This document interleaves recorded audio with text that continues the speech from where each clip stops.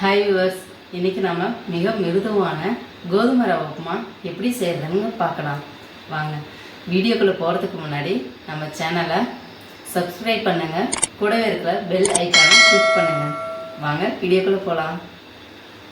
கோதுமை ரவை உப்புமாவுக்கு 2 கப் ரவை எடுத்திருக்கேன். நம்ம எந்த கப் எடுக்கிறோமோ அந்த கப்பில் 4 கப் தண்ணி, 2 ஸ்பூன் கடலைப்பருப்பு, 1/2 ஸ்பூன் கடுகு, 2 கொத்து கருவேப்பிலை, 6 பச்சை மிளகாய். காரத்துக்கு ஏற்ற மாதிரி நம்ம கூட்டிக்கலாம் குறைச்சிக்கலாம். பெரிய வெங்காயத்தில் 2 வெங்காயம் கட் பண்ணி எடுத்தாச்சு. கொத்தமல்லி சிறிதளவு, 50 ml நல்லெண்ணெய், கடுகு,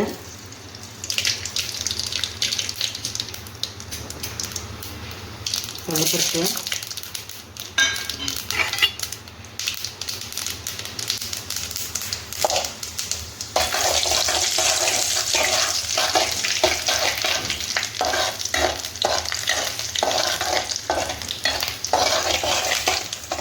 கடலைப்பருப்பு கலர் சேஞ்ச் ஆனதும் பச்சை மிளகாய்,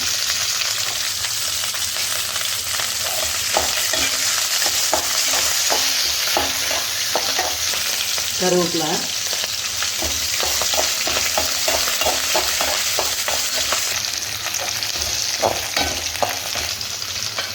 வெங்காயம், சிம்மில் வச்சுக்கோங்க வணக்கக்குள்ள. இதோட 4 கல்லுப்பு போட்டால் சீக்கிரம் வதங்கிடும்.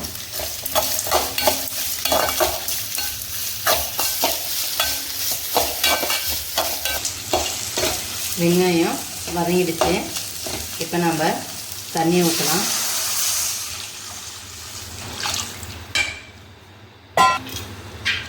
பனல் அதுங்க, பனல் அதிகம் பண்ணிக்கோங்க. இப்போ உப்பு கரெக்டாக இருக்கான்னு நம்ம பார்த்துக்கலாம்.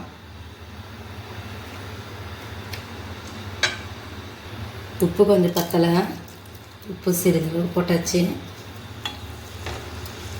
இப்போ இது கொதிக்கிறதுக்கு முன்னாடி நம்ம இந்த பக்கம் ரவையை வறுத்துக்கலாம். 2 ஸ்பூன் எண்ணெய், எண்ணெய் கொஞ்சம் காயட்டும். எண்ணெய் காஞ்சிருச்சு, ரவை போடலாம்.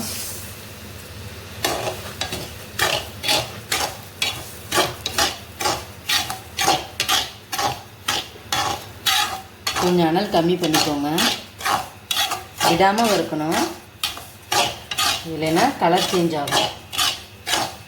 இந்த ரவை ஏன் வறுக்கிறோம்னா நல்லா மிருதுவாக பொழ பொழன்னு இருக்குங்க, நல்லாயிருக்கும், சாப்பிடவே டேஸ்ட்டாக இருக்கும்.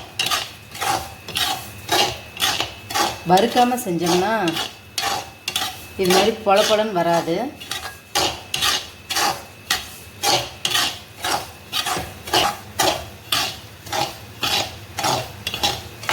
நீங்கள் கோதுமை ரவை செஞ்சாலும் சரி, வெள்ளை ரவை செஞ்சாலும் சரி, இது மாதிரி வறுத்து செய்யுங்க.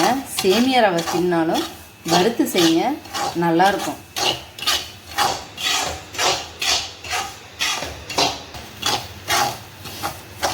இது மாதிரி வறுக்க வறுக்க ஈரப்பசை பாருங்கள் குறையும், எண்ணெய் அப்படியே கோதுமை ட்ரை ஆகும். பாருங்கள், வறுத்ததுக்கு பக்குவமான பதம். வடை சட்டியில் ஒட்டாது.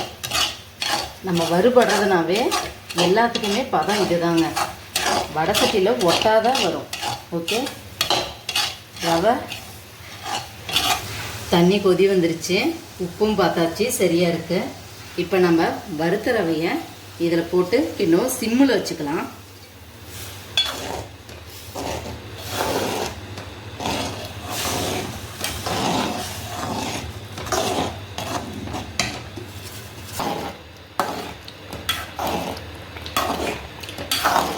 ரவையும் எல்லாமே மிக்ஸ் பண்ணியாச்சு.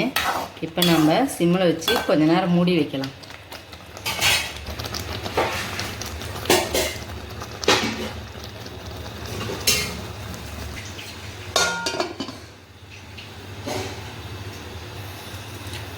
அஞ்சு நிமிஷம் ஆச்சு.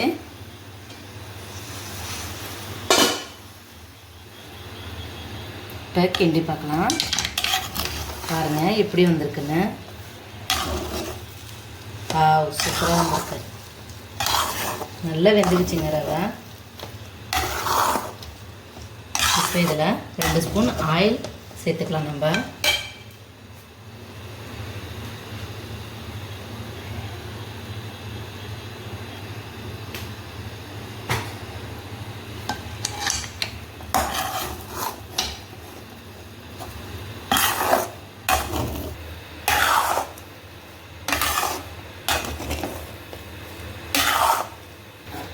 நல்லா கரெக்டாக பக்குவமாக வந்துருச்சு.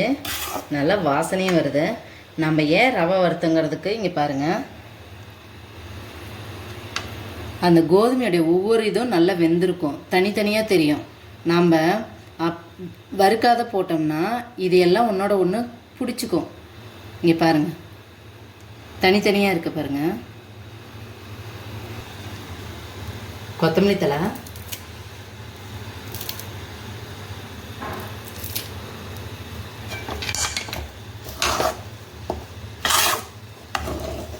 சூப்பரான ரவை ரெடி ஆகிடுச்சு.